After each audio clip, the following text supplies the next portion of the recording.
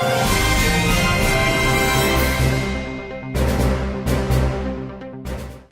coming to you here live from in front of the White House, where in just a few moments the President of the United States is about to address the nation. Many expect this speech to address many of the problems that have plagued this country since before President Smith was elected into office. We now go live to the East Room where President Smith is about to make his speech.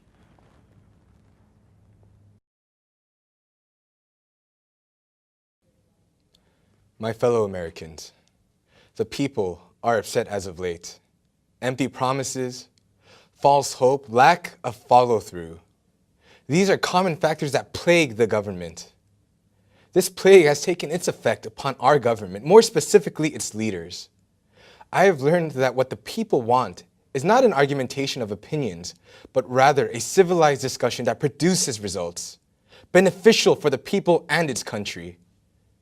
There is no doubt that we have had our differences.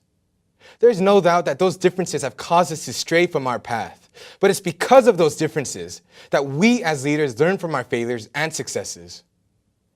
Our differentiating opinions have gone in the way of many things, but we cannot discredit the fact that it is because of our different opinions that we are able to produce results that help improve the lives of our people. My fellow Americans, the world has changed, and it continues to change every day. I constantly hear about how people want a strong president, a decisive president, or perhaps a president more like Lincoln or Roosevelt. We think that having a president like that is the solution. We believe that having a government where its leaders are more aggressive would be the solution to our problems. Although many believe this to be true, I can clearly say that it is not. We are led to believe a myth created by ignorant people that will actually cause more destruction. I am not discrediting the great leaders of the past. I am not saying that those presidents did not do their duty. My duty is not to the bureaucracy. My duty is to you people. I believe firmly in the ideals of the average American people. I believe that we should stand up for what we believe in and essentially not be afraid of the powers that reside. The issue isn't our leaders or our government. The true issue that is so detrimental to this country, to our people, is not because of our leaders, our corruption, but rather because we as leaders, we as people have forgotten and casted aside our morals and values. We as people have decided to turn a blind eye, create too many promises, and not keep them. The people are not to blame. The people cannot be blamed for these happenings. We shouldn't be looking to the people, but rather the one person we elect to lead this country. If there are any issues, I, as your president, have failed to live up to the promises I've made. All the presidents and leaders of this country have failed to live up to the promises that we made as officials. My fellow Americans, as much as we may lack these morals and values, there's still hope. We have made mistakes. I have made mistakes. But it is because of those mistakes do I now realize what must be done. There isn't room for laziness or complacency. There's no more room for pride or arrogance to be filled within the cabinet. Our pride and complacency was the reason for our downfall. If we as a nation want to flourish, the leaders, we must stand steadfast and keep to our values and morals. We must stop making false promises and keep our promises, not just to the Senate or the cabinet, but most importantly, to the people of this great nation. If I say I will create more jobs, then I will create more jobs. If I say that I will bring our troops back home, then they must come back home. Many people will contest this theory because there are some things that should be kept hidden from the public, not because we want to hide them, but more so to protect them. We are responsible for the well-being of this country. For too long have we sat and discussed what should be done instead of taking action. For too long have we turned a blind eye and lied about our promises. For too long has the government lied to its people. I am responsible for all of you. As your commander-in-chief, I promise change. I promise and guarantee that we will become prosperous. But this is not a task that I can undertake alone. We must endure as a nation. I must endure as your president. I need all of you.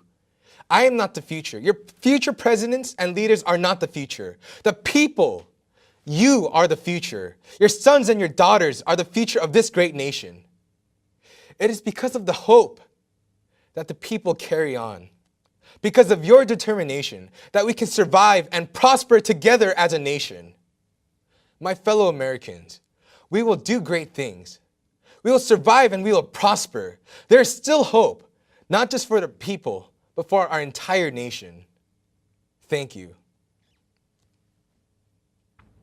We take you now to our studio's conference room, where in odd twist, President Smith will now speak with world-renowned interviewer Sean Pfeifer about the speech that was just given.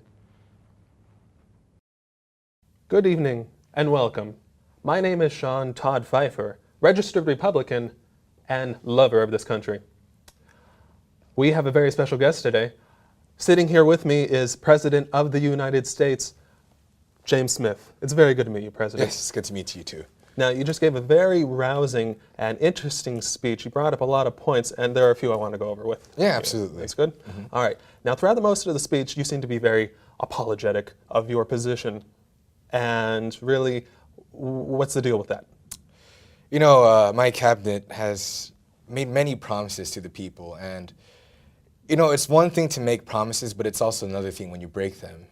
And, you know, as leaders of this fine country, we aren't living up to our standards. We aren't doing our jobs. You believe that? Yes. See, I believe that we are living up to every standard we set out for ourselves because we're living in the United States of America. You know, just because you're living here does not mean that you're setting out all the standards. We make the standards, though. Is that not correct? Yes, we do make the standards. So we get to modify them to fit our needs, right? So, for example, if we have to modify the standards, then wouldn't that necessarily mean modifying laws to just benefit us? That's the whole point, right? So what exactly constitutes that as having morals and values? It's whatever we say it is. So that's what constitutes it, Mr. President. If we say that, you know, murder is allowed, then it's fine? Well, I mean, you don't want to overstep any boundaries here, but theoretically, that's a gray area.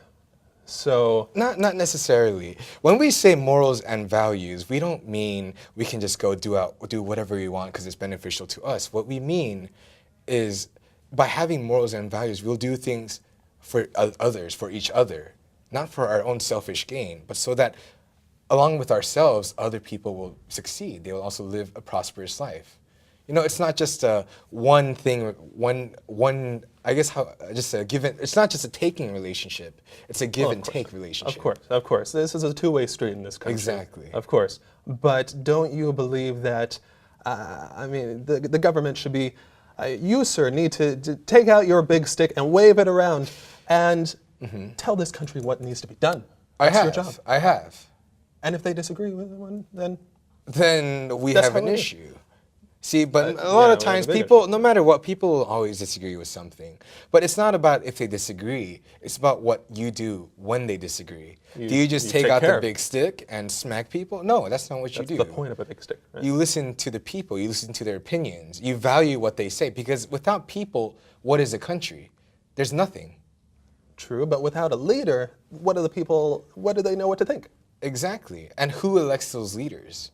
I mean, a collection of delegates. Is it just semantics then? I mean, you tell me. That's up for debate. That's up for debate. Now let's move on here. Yes. You spent some time comparing yourself to Lincoln and Roosevelt. No. You said those names in your speech. Yes. And therefore, there's a direct comparison. No, I don't know what you're thinking right now. Just because, so if I say, for example, if I bring up, President Obama right now, does that mean I'm making a comparison? No. Yes. No, I'm just bringing him up. I'm using him as an example. Ergo, he's just an example.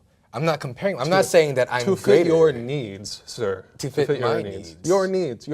Yes. And what needs would that be, my good sir? Your selfish, misbegotten needs. Selfish. Selfish.